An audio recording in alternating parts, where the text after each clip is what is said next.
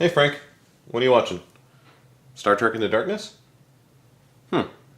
Isn't that the reboot series where they took great characters and turned them into cardboard cutouts and great science fiction stories and turned it into mindless action?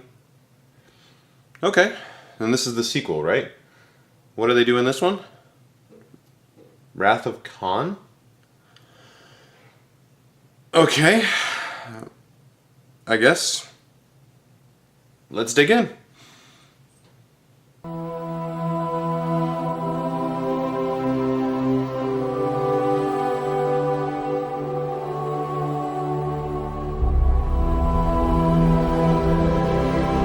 There's greatness in you,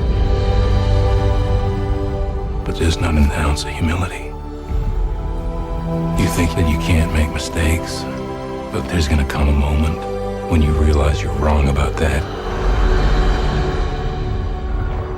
And you're gonna get yourself and everyone under your command killed.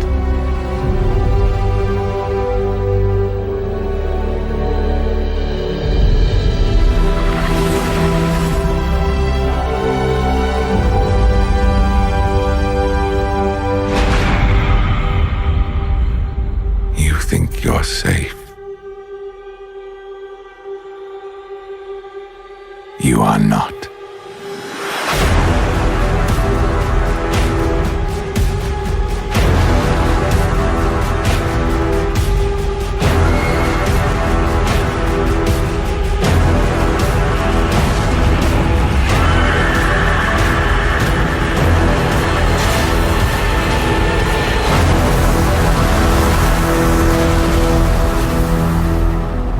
Is there anything you would not do for your family?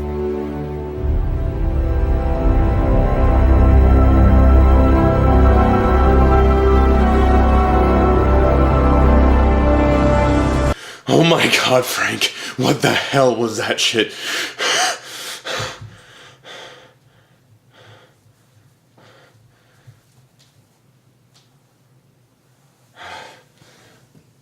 I don't know, man. I'm sorry, Frank. I don't know what just came over me. But that was awful. Like, there's the Star Trek reboot, which can be fun and interesting, and then there's this thing. I don't even know if they understood what logic is in this movie. Everybody's overly emotional.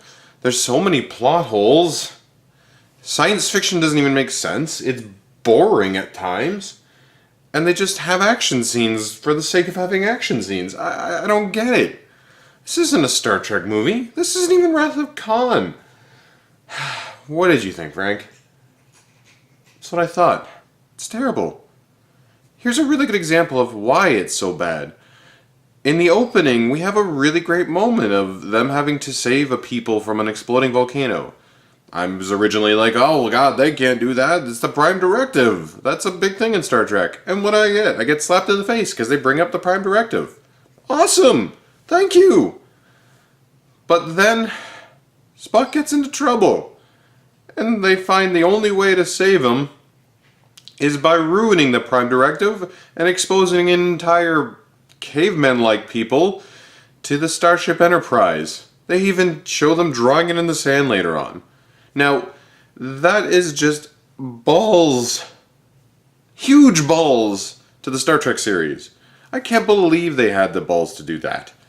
Now, if this was a true Star Trek movie, you know what they would have done? They would have lost communication with Spock. They would have been like, we have no other choice. Then Kirk would have had an eyebrow raised and went, Uhura, get him back on the con. I have an idea. Chekhov, meet me down in engineering. And they run down there and they talk to Scotty and he's like, we can't do this. It's not possible. And then they beam him up using a wideband spread over his communications array thing. I don't know, technobabble. This movie has none of it, so why not have some of it at the beginning?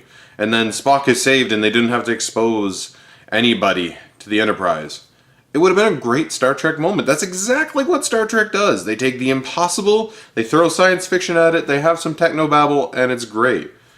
And this is sort of what the movie does wrong. It just starts bad and just keeps rolling down the hill of shit. Frank, I don't understand. It doesn't make any sense that they have to have this scene to demote Kirk, have Pike take back over the Enterprise, have Pike killed a scene later, have Kirk take back over the Enterprise, just because they need a ultimate badass to take down him.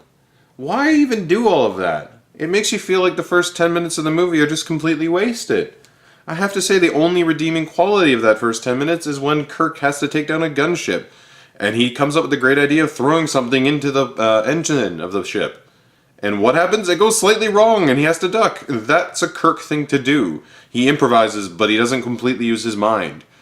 Take the Gorn, for example. When he's fighting that in the original series, he has to make a cannon for himself. He's smart like that, but he's not completely intelligent. I just don't understand this film. When you have somebody being able to beam themselves from Earth all the way to Kronos, the Klingon homeworld, when you have the ability to just pop open your communicator and talk with somebody millions of light years away, it's like they're not even trying. They're so bland and boring. The science fiction isn't even there. The sets are generic and huge and empty. Well, not even really empty, I guess. One set is, but the other ones are crowded. It just drives me nuts to see this. And you know what the biggest problem I have with this movie is?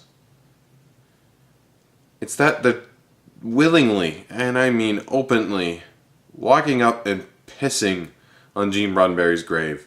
They take his ultimate vision and they ruin it. And that's the sad part. And you know what? When Gene Roddenberry created Star Trek in the 60s, he had a great vision. And that was of a world that was unique, was together, was peaceful. They weren't about wars and violence. It was about exploration and science. Gene Roddenberry loved the great in all humans. And he proved that by putting it on the screen. And the remarkable thing is that most science fiction stories don't have that much drive, that much vision. And for it to continue not only over three seasons of a TV series, but a whole bunch of movies and several other TV series, it just shows the strength of what his idea truly was. And when this series was rebooted, I knew it wasn't going to be the exact same. I knew we weren't going to get Gene Roddenberry's Star Trek.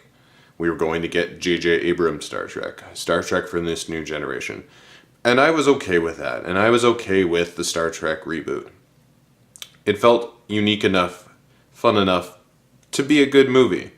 Was it a Star Trek movie? No, but it was still good. And then Star Trek Into Darkness comes along.